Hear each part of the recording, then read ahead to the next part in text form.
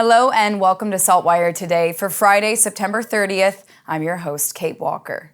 Today marks the National Day for Truth and Reconciliation, a holiday to recognize the legacy of the Canadian Indian residential school system.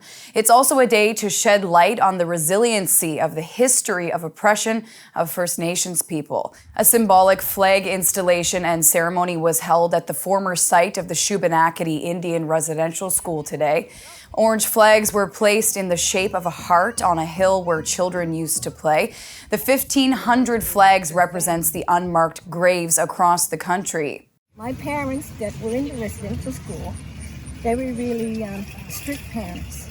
They cared for us, they looked after us, and made sure that we never got harmed by anyone. The flags were also placed to honor the residential school survivors and to remember those who did not return home. Yesterday when I came here, I was so overwhelmed because we drive by here all the time, but not once did we step foot on the grounds that people were on. The full-day agenda also included prayers, a smudging ceremony, riverside teachings, and a community feast hosted in the Shubenacadie First Nations Community Centre. The Halifax Regional Municipality recognized the day with a flag-raising ceremony this morning at Grand Parade. Halifax City Hall will be lit in orange tonight as well as tomorrow to mark the beginning of Migma History Month. On Monday, October 3rd, residents are invited to attend another flag-raising ceremony taking place at 11:30 a.m. at Grand Parade. Next, we're going to hear from one Migma Elder who is a grassroots advocate for social justice and racial discrimination and a champion for First Nations communities. Daniel Paul has just released the 4th edition of his book, We Were Not the Savages, which he first penned in 1993. 1993, we were discriminated against openly and widely, and the real history of Nova Scotia wasn't being taught in school. It was what I call the hidden history of Nova Scotia and Canada, actually. The Skell proclamations were never talked about. The attempt to exterminate the Mi'kmaq on mainland Nova Scotia was never discussed. Originally from Shubenacadie First Nation, Paul details the history of the truth about First Nations history through his book. Paul says there were new things that needed to be said in this edition about residential schools, truth and reconciliation, native fishing rights, apologies from different levels of government and other institutions for institutional racism, and the residential school tragedies. I think when you provide the general population with the information, correct information, back it up with solid evidence that people widely accept it and they change their attitudes. That's the only way you can change attitudes is educating people. Paul says he hopes to see the 4th edition of his book used in high schools across the country. Truth and Reconciliation Day was also celebrated in Truro today on Millbrook First Nation. Hundreds picked up their orange t-shirts from Community Hall, where they then walked to the powwow grounds. The walk was held to honor residential school survivors. At the grounds, there was an opening prayer followed by guest speakers and entertainment. Next to a special partnership between Benjamin Bridge and Glooscap First Nation. This summer, a wine was released in collaboration with the winery and the First Nation. The Benjamin Bridge Rosé is a wine designed to honor the contributions of the Mi'kmaq people as the stewards of the land and the ecosystems that have been nourished as a result. And this Sunday, Benjamin Bridge is hosting an event called Beyond Terroir, which was developed back in 2017 in partnership with the Glooscap First Nation and supported by the Nova Scotia Community College's Hospitality School. It's a culinary-focused experience featuring traditional Mi'kmaq knowledge. SaltWire's Mark DeWolf spoke with Benjamin Bridge chef Kyla Welton about her experience developing a menu for the event that honors First Nations culture. Communication and asking, what the proper protocols would be and how we can honor those. I did take a recent trip in the spring to with Jean Benoit and with Sabrina to Cape Breton or Unamaki, where we actually met with different elders and community members and just kind of talked about Beyond Terroir, talked about the Blues Cap Rosé, and really tried to get some insight on, different ingredients and how we can respectfully use, some ingredients that might be, traditionally Migma, but, things that may have, that may not have been available pre-colonization.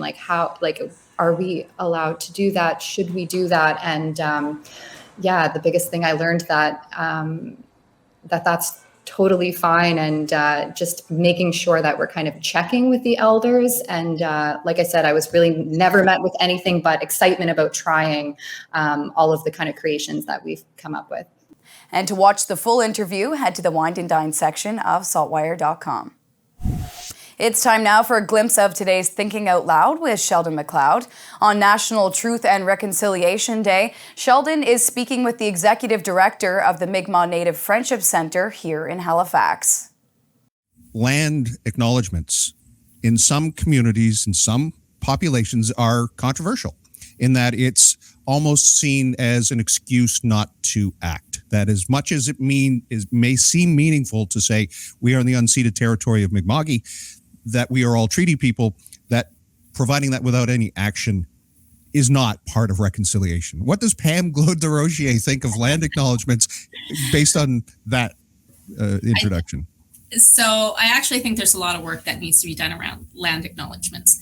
I think just the sake of saying it doesn't mean people actually understand what they're saying. And I've had many people reach out and say, look, we would like to do something meaningful. We would like to have it, mean something.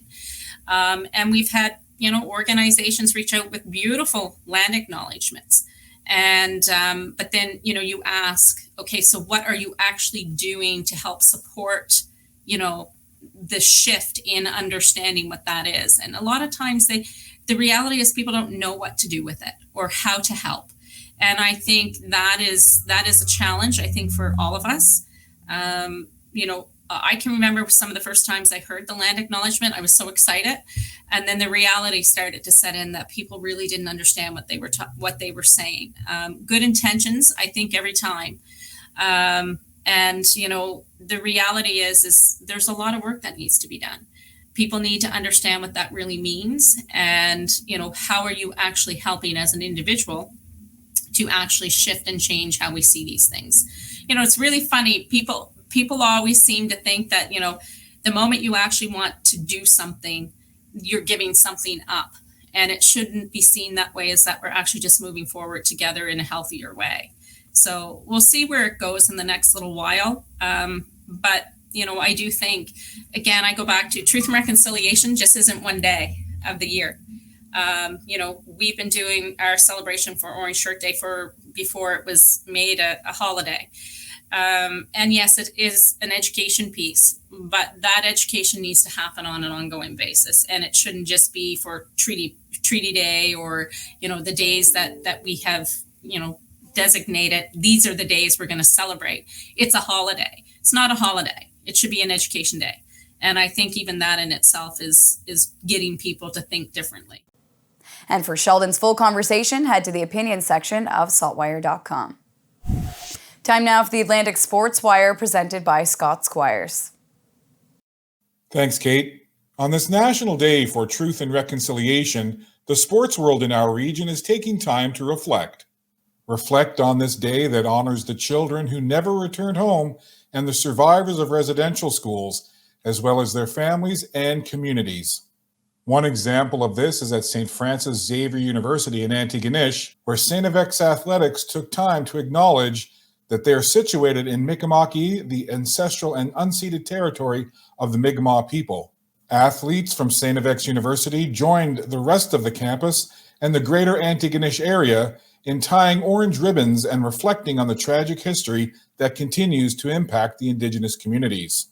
A statement from Youth Sports was released that read in part, "In the spirit of healing and reconciliation, join youth sports student athletes, coaches, and administrators as we wear orange today to honor and remember the Indigenous, Inuit, and Métis lives affected by the generational impacts of residential schools." Athletes across the region realize the importance of taking time to reflect on this National Day for Truth and Reconciliation and what it means. In Halifax, I'm Scott Squires for the Atlantic SportsWire.